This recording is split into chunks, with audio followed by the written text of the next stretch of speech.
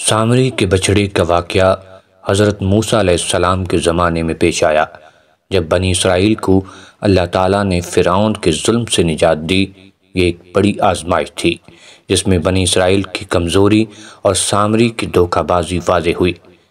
یہ واقعہ قرآن کریم میں سورہ طٰہٰ اور سورہ اعراف میں دیگر مقامات پر بیان ہوا ہے۔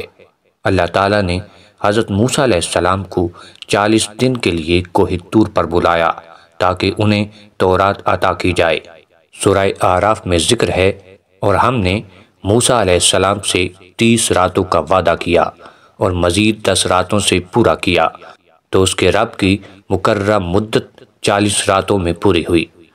جب حضرت موسیٰ علیہ السلام کوہ طور پر گئے تو سامری نامی شخص نے بنی اسرائیل کو دھوکہ دینے کا منصوبہ بنایا۔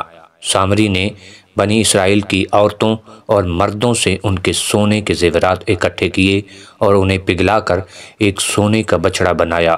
وہ بچڑا آواز نکالتا تھا جس کی وجہ سے لوگ دھوکہ کھا گئے۔ سامری نے کہا کہ یہی تمہارا اور موسیٰ علیہ السلام کا رب ہے۔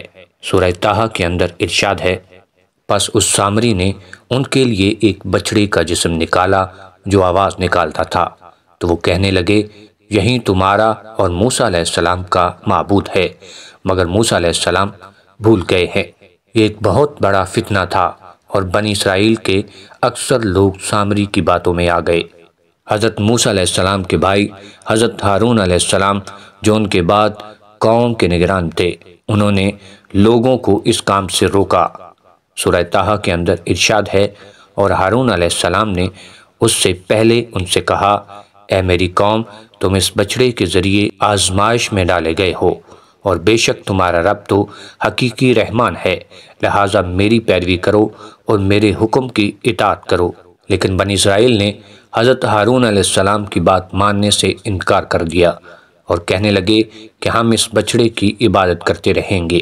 جب حضرت موسیٰ علیہ السلام واپس آئے اور بنی اسرائیل کو بچڑے کی عبادت کرتے پایا تو وہ شدید غصے میں آ گئے۔